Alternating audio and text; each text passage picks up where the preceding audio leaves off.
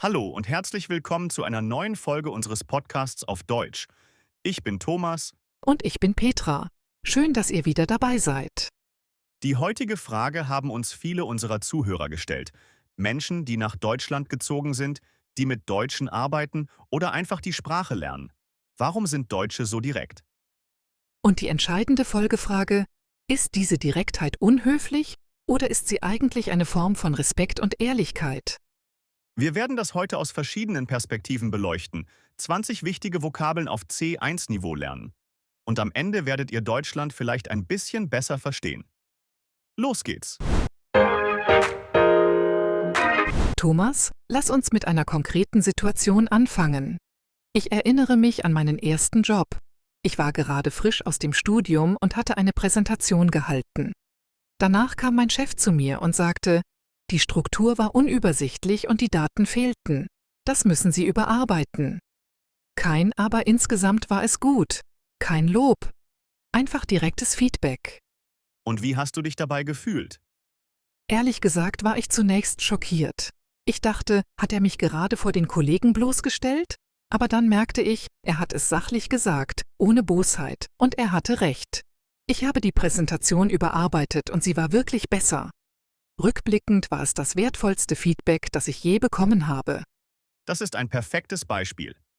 In vielen anderen Kulturen würde man das Gleiche sagen, aber eingebettet in viel mehr Höflichkeitsformeln. Das war wirklich interessant. Ich fand besonders Teil 2 toll. Vielleicht könntest du beim nächsten Mal. Und dann erst die eigentliche Aussage. Genau, das nennt man manchmal das Sandwich-Feedback. Lob, Kritik, Lob. In Deutschland empfinden viele das als unaufrichtig oder sogar als verschleiernd. Wenn du nur das Negative sagst, weißt du genau, woran du bist. Das Wort verschleiernd ist interessant. Es bedeutet etwas absichtlich undeutlich machen, verbergen. Und genau das wollen Deutsche in der Regel vermeiden. Deutsche haben generell ein hohes Bedürfnis nach Klarheit. Unklare Aussagen erzeugen Unbehagen. Wenn jemand vielleicht sagt, meint er in vielen Kulturen Nein. In Deutschland sagt man lieber direkt Nein. Wobei ich sagen muss, ich finde, wir sollten aufpassen, nicht alle Deutschen in einen Topf zu werfen. Es gibt regionale Unterschiede. Bayern sind oft herzlicher und indirekter als zum Beispiel Berliner oder Hamburger. Ein berechtigter Einwand. Nord- und Ostdeutsche gelten als besonders direkt, manchmal fast schroff. Süddeutsche sind tendenziell etwas wärmer im Umgangston. Aber woher kommt diese Direktheit eigentlich? Das ist doch keine Zufälligkeit. Da gibt es verschiedene Theorien. Eine davon hängt mit der deutschen Sprache selbst zusammen. Deutsch ist eine sehr präzise Sprache, man kann sehr genau ausdrücken, was man meint. Diese sprachliche Präzision fördert auch ein direktes Denken. Das stimmt. Englisch ist in gewisser Weise vager. I might consider it, kann alles bedeuten. Deutsch neigt zur Eindeutigkeit. Eine andere Theorie bezieht sich auf die protestantische Arbeitsethik.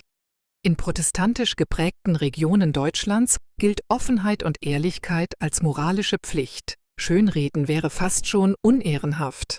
Interessant. Es gibt ja auch den Begriff Zivilcourage, also den Mut, offen seine Meinung zu sagen, auch wenn es unbequem ist. Das ist in Deutschland gesellschaftlich hoch angesehen. Zivilcourage ist tatsächlich ein Schlüsselwort. Es beschreibt den Mut, das Richtige zu tun und zu sagen, auch wenn es einen persönlich etwas kostet. Dieser Wert ist tief in der deutschen Gesellschaft verankert. Und dann ist da noch die Geschichte. Nach dem Zweiten Weltkrieg hat Deutschland sehr bewusst eine Kultur der offenen Auseinandersetzung mit Fehlern entwickelt. Die sogenannte Vergangenheitsbewältigung, die Aufarbeitung der NS-Zeit, hat dazu beigetragen, dass Offenheit und kritisches Denken gesellschaftliche Werte wurden. Das ist ein wichtiger Punkt. Schweigen und Wegsehen gelten in Deutschland als moralisch problematisch. Das hat historische Gründe. Aber diese Direktheit führt natürlich auch zu Missverständnissen, besonders mit Menschen aus anderen Kulturen. Absolut. Ich kenne viele Beispiele. Ein amerikanischer Kollege von mir war einmal sehr verletzt, weil sein deutscher Chef nach einer Präsentation sofort mit „Das müssen wir anders machen" anfing, ohne ein einziges Wort des Lobes. Was der deutsche Chef wahrscheinlich als effizient und respektvoll empfand, Ich verschwende deine Zeit nicht mit Floskeln, sondern sage dir direkt, was wichtig ist. Genau. Für den Amerikaner fühlte es sich an wie „Meine Arbeit ist wertlos". Für den Deutschen hieß es „Ich nehme deine Arbeit ernst genug, um ehrlich zu sein". Das ist ein fundamentaler Unterschied in der Interpretation von Direktheit. In Hochkontextkulturen wie Japan, China oder auch arabischen Ländern wird viel über Kontext, Tonfall und Körpersprache kommuniziert. In Niedrigkontextkulturen wie Deutschland wird die Bedeutung direkt in Worte gefasst. Der Begriff Hochkontext und Niedrigkontext kommt vom Kulturanthropologen Edward Hall. Deutschland ist ein klassisches Niedrigkontextland. Was gesagt wird, ist, was gemeint wird. Kein versteckter Subtext. Und das ist für viele internationale Fachkräfte, die nach Deutschland kommen, eine echte Hürde. Man muss die Kommunikationskultur erst verstehen, bevor man anfangen kann, sie zu schätzen. Wobei ich auch sagen muss, Direktheit hat ihre Grenzen. Es gibt durchaus Situationen, in denen auch Deutsche taktischer kommunizieren. In Verhandlungen, mit Kunden, im Umgang mit sensiblen Themen. Ausdruck 1: Die Direktheit. Bedeutung: die Eigenschaft, klar und offen zu kommunizieren, ohne Umschweife. Beispiel 1: Die Direktheit der Deutschen wird im Ausland oft als Unhöflichkeit missverstanden. Beispiel 2: Direktheit im Feedback spart Zeit und vermeidet Missverständnisse. Ausdruck 2: Verschleiern. Bedeutung: etwas absichtlich undeutlich machen oder verbergen, die Wahrheit verdecken. Beispiel 1: Er verschleierte seine eigentliche Meinung hinter übertriebenen Höflichkeitsformeln. Beispiel 2: In der Politik wird oft verschleiert, was wirklich gemeint ist. Ausdruck 3: Die Zivilcourage. Bedeutung: der Mut, offen seine Meinung zu vertreten oder das Richtige zu tun, auch wenn es unbequem ist. Beispiel 1: Es erfordert Zivilcourage, den Chef auf einen Fehler hinzuweisen. Beispiel 2: Zivilcourage bedeutet nicht Aggression, es bedeutet ehrliche, mutige Kommunikation. Ausdruck 4: Schroff. Bedeutung: kurz angebunden, abweisend und wenig freundlich in der Kommunikation. Beispiel 1: Sein schroffer Tonfall wurde von den neuen Kollegen als unhöflich empfunden. Beispiel 2: Berliner gelten manchmal als schroff, aber meinen es selten böse. Ausdruck 5: Die Floskel. Bedeutung: eine nichtssagende, abgedroschene Redewendung ohne echten Informationsgehalt. Beispiel 1: Deutsche vermeiden im Beruf häufig Floskeln und bevorzugen konkrete Aussagen. Beispiel 2: Wir melden uns ist eine typische Floskel, die oft nichts bedeutet. Ausdruck 6: Aufrichtig. Bedeutung: ehrlich und offen, ohne Täuschungsabsicht. Beispiel 1: Sie schätzte seine aufrichtige Kritik mehr als falsche Freundlichkeit. Beispiel 2: Aufrichtigkeit ist in Deutschland ein wichtiger Wert in persönlichen Beziehungen. Ausdruck 7: Der Subtext.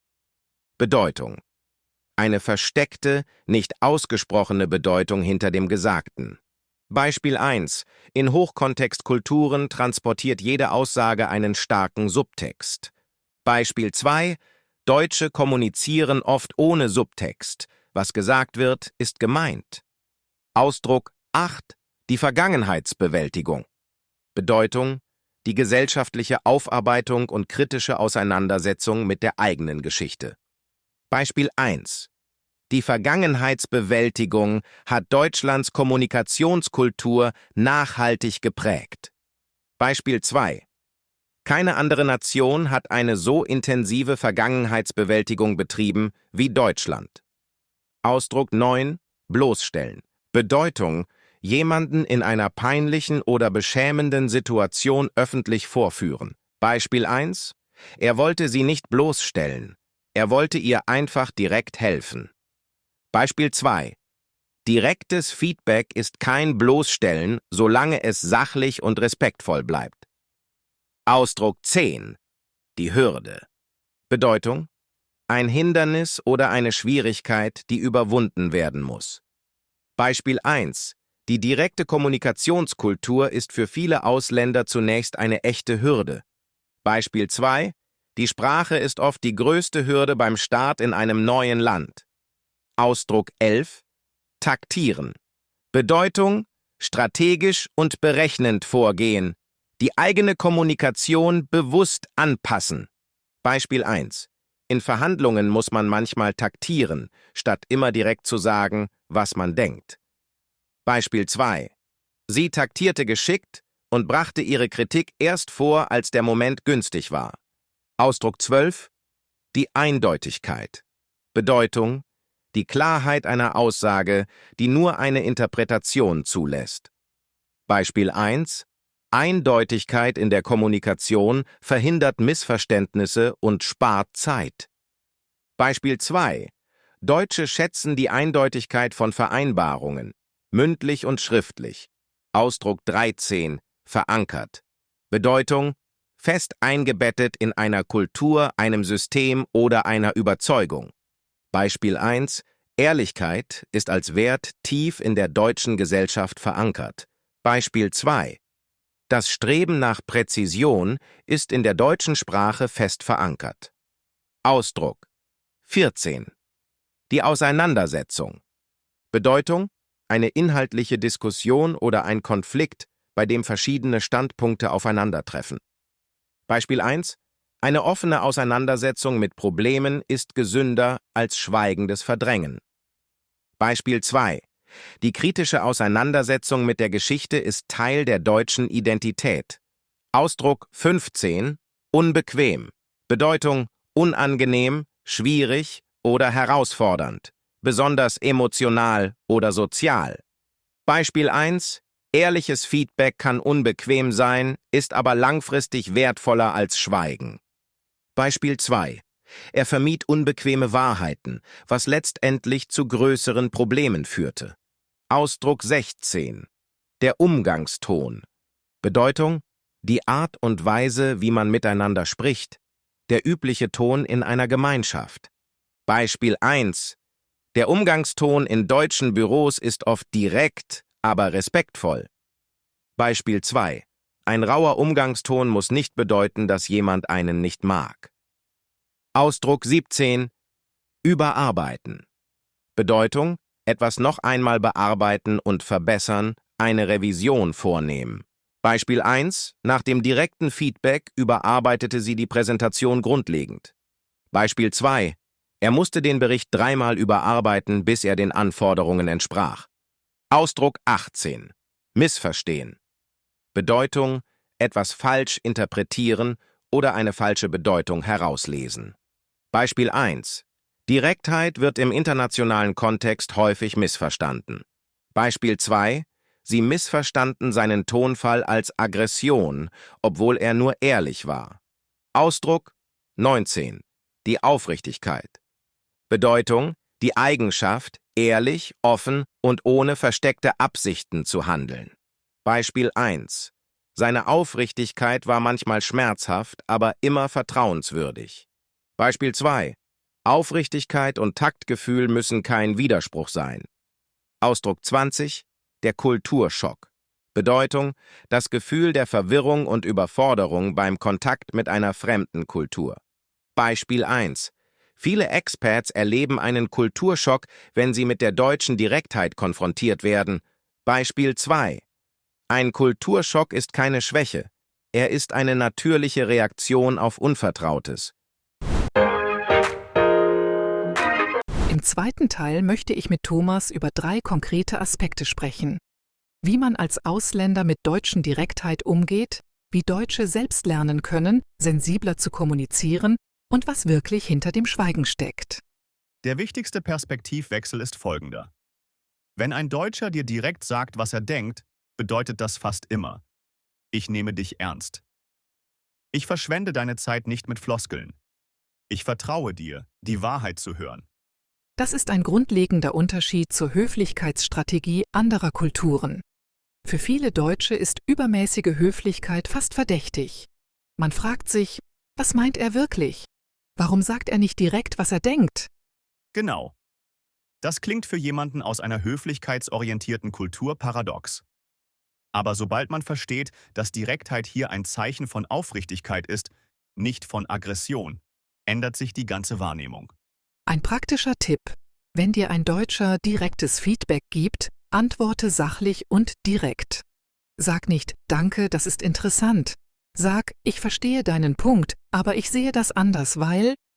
Das wird respektiert und anerkannt. Es wäre falsch zu sagen, Deutsche sind immer und überall direkt. Es gibt klare gesellschaftliche Grenzen.